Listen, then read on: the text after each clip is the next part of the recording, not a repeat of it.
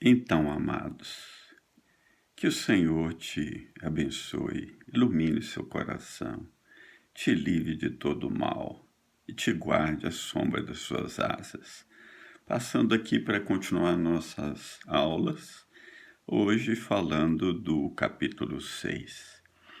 Lembrando que no 5, Paulo faz um grande contraste entre Adão e Cristo. Adão, uma ofensa, Cristo, um ato de justiça, Adão, um pecado, Cristo, um ato de amor, de fidelidade ao Pai, que redundou em nossa salvação.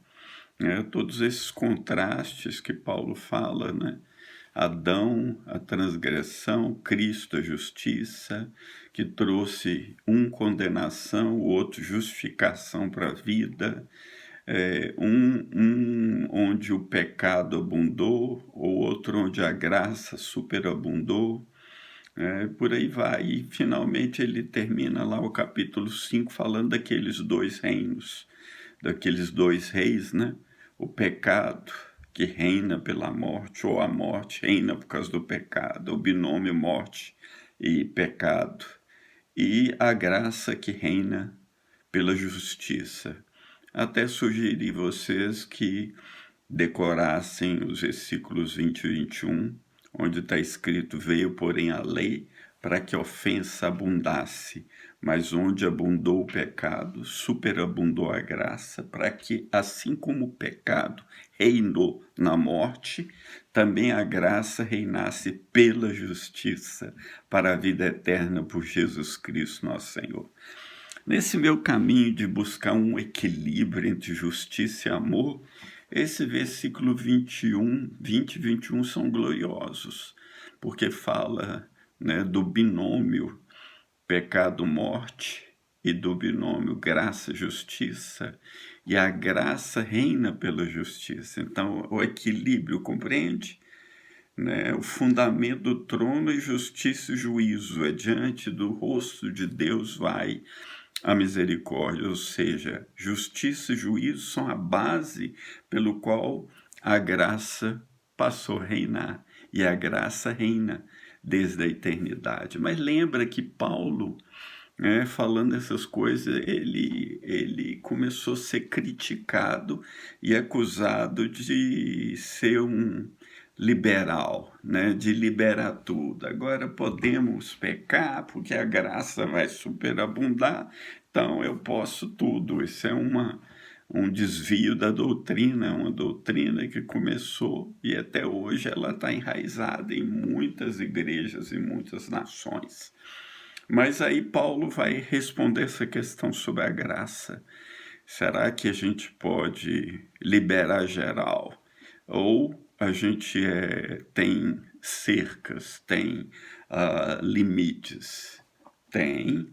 E aí o que ele vai dizer? Começa na sequência, capítulo 6, versículo 1.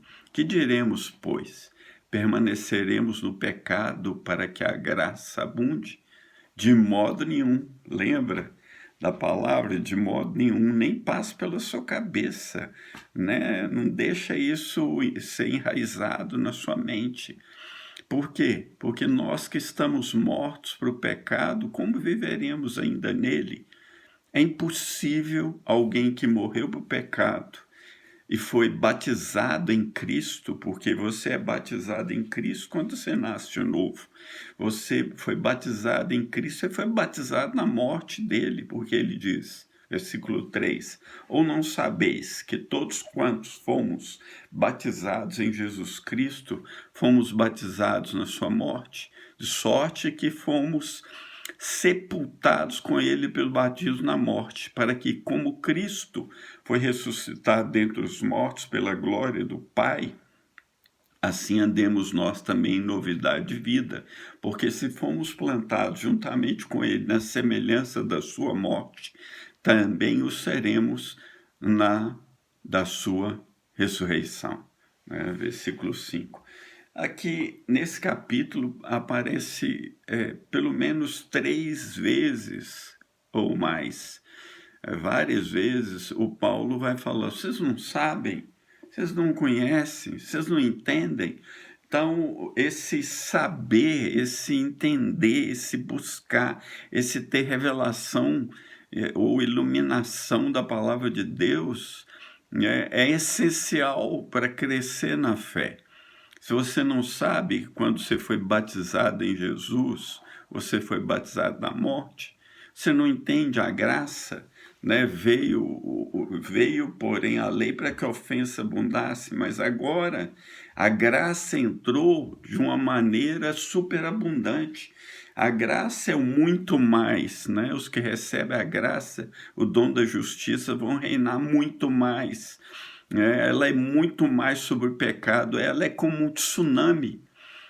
Quando a graça entra na sua vida, ela não permite uma vida de pecado, né? Porque a graça, ela nos ensina a não pecar, né? Tem gente que acha que tem problema com legalismo, e aí essa pessoa tem dificuldade com graça, né? Porque tudo é regra, tudo é sim, faz assim, não faz assim, e põe normas e regras que são humanas, né? Outro, o incrédulo, ele acha que ele pode fazer coisas, dar esmolas, ajudar o pobre e uma série de coisas, e assim ele vai agradar a Deus e ganhar uns pontos. Impossível. Outros vão achar que se eu viver de acordo com os mandamentos, com a lei de Deus, a minha norma de vida, minha regra áurea, esse também não vai entender a graça. E tem aqueles que acham que pecar não importa, afinal a gente está debaixo da graça. Todos estão errados, né? Porque nós não vamos pecar para que a graça abunde de modo nenhum. Quem tá em Cristo morreu para o pecado. Na discussão de Paulo, ou na repreensão de Paulo a Pedro, ele diz, já não sou eu mais quem vive, Cristo vive em mim. Agora ele diz, fomos justificados, nós morremos, fomos justificados, não sou eu mais quem vive, ele diz, Gálatas 2:20, mas Cristo vive em mim. A graça corta a relação com o pecado, a graça nos conduz a uma vida piedosa e ela vai trabalhar junto com o Espírito, né, em nós, para que a gente vai sendo transformado gradualmente até que você põe um fim nessa velha vida, né?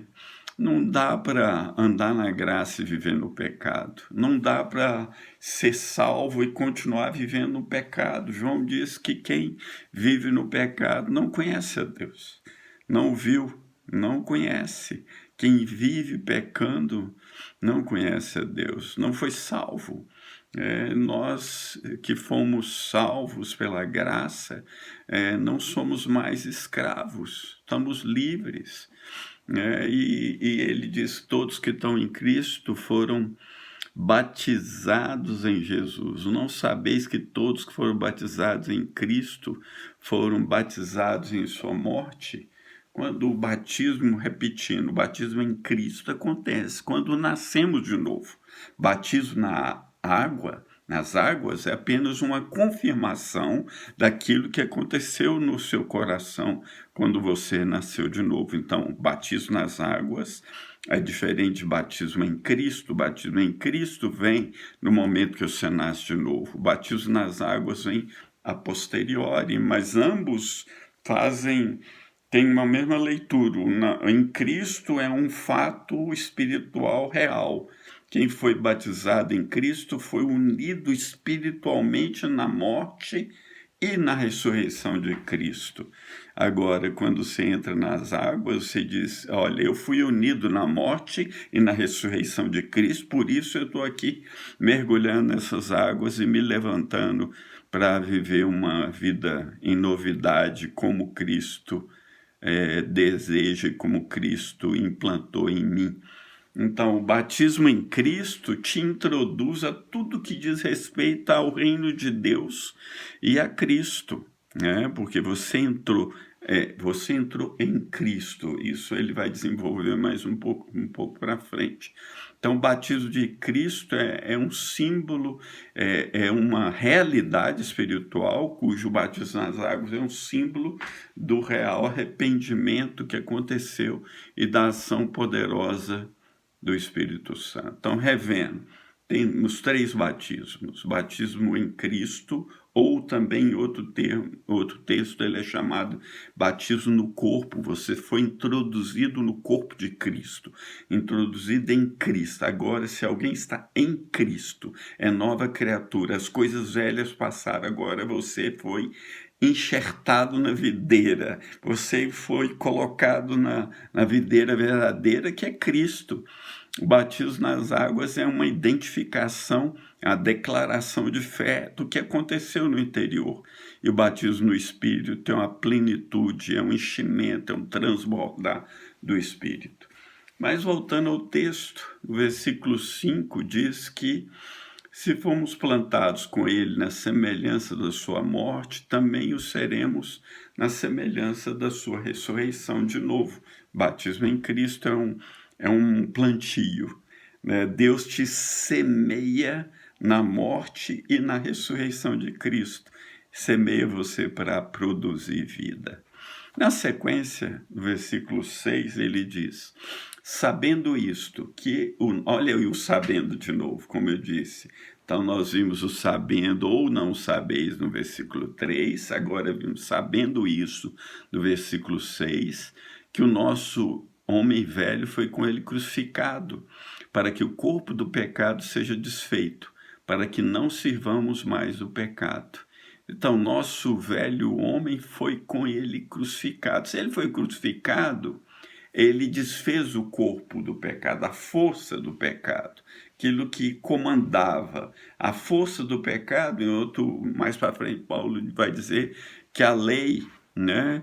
Porque a lei de Deus. Então, agora, mas nós morremos para a lei, não significa que a lei passou, mas nós morremos para ela, porque o corpo do pecado foi desfeito, e aí não precisamos mais servir o pecado. O pecado vai incomodar, vai te espezinhar, vai te perseguir até o último dia, o último suspiro que você der, ou o último toque da última trombeta. Tudo tem a ver com o último, não é? E aí é o dia que você vai ser totalmente liberto do pecado, quando você for morto ou glorificado. E as duas coisas vão acontecer, né? Porque, versículo 7, aquele que está morto está justificado do pecado. Quem morreu, vamos dizer que tenha um assassino, né, que vai ser julgado daqui a alguns dias, e ele está preso lá. Então ele tem um ataque cardíaco, morre na sua cela. Acabou, não tem mais julgamento. Ele está justificado, né, do pecado. Ele não tem que contas que ele vai prestar.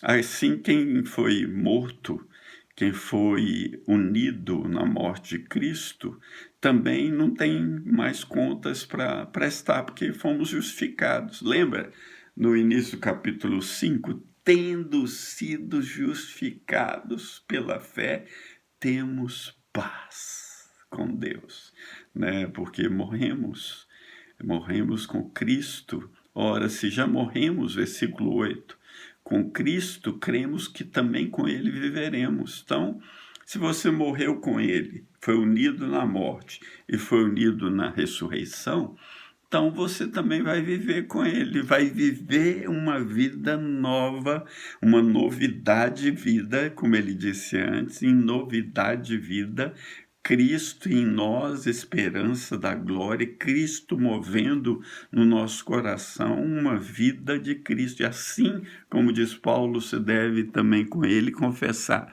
já não sou eu quem vive, mas Cristo vive em mim. E esse viver que agora vive pela fé. Por isso que ele diz no capítulo 1 que o meu justo viverá pela fé. Né? Viver pela fé é o estilo de vida de todo cristão. Não é o estilo de vida de alguns especiais, como eu pensava quando eu era um crente novo. É o estilo de vida para todos.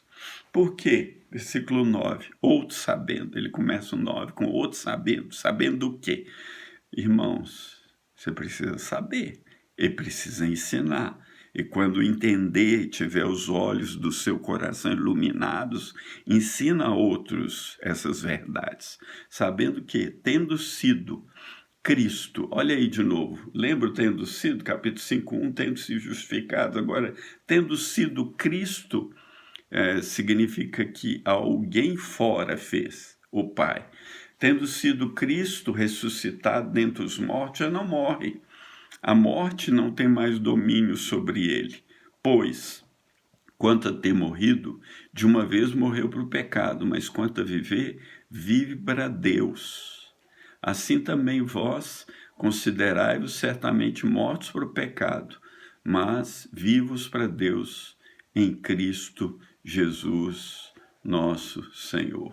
Então, você está sabendo no versículo 9 que Cristo ressuscitou, logo a morte não tem mais poder sobre ele, ou seja, em Cristo você está livre do domínio do pecado, morte, aquele rei terrível que é o pecado, que te conduz à morte. Ele perdeu a força, ele não está mais reinando na sua vida.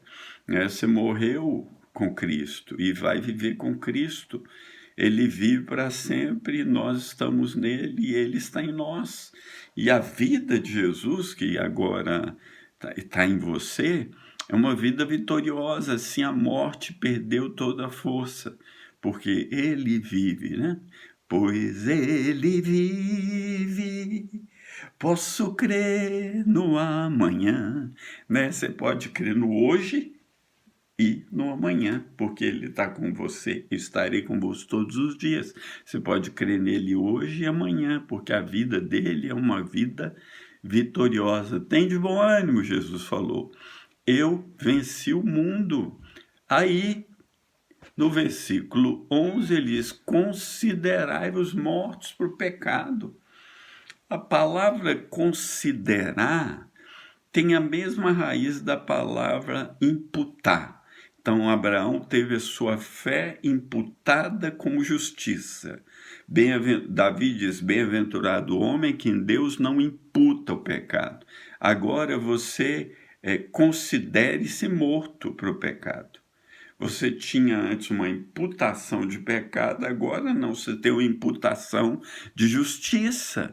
Agora, na sua conta tem justiça, não pecado. Então, você deve se considerar livre, né? Livre, morto para o pecado e vivo para Deus em Jesus. Isso é uma apropriação de fé. Isso é uma atitude de fé, é algo que nós temos que fazer. Paulo diz, considerai-vos, não é uma consideração, eu vou imputar a mim liberdade do pecado. O pecado não precisa reinar em mim.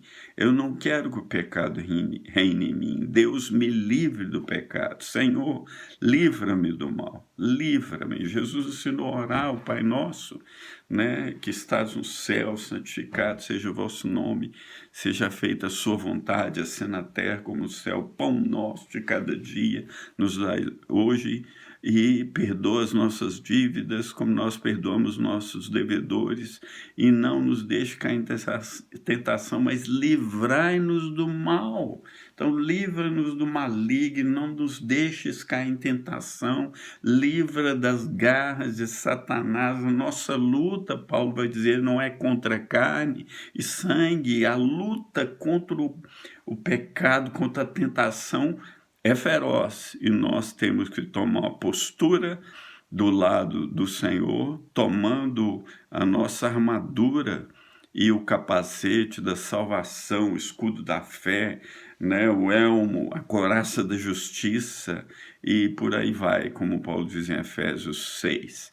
Então, amados, vou encerrar essa parte inicial, capítulo 6, parte 1, e depois continuamos na sequência. O Senhor te coroe de graça e de misericórdia.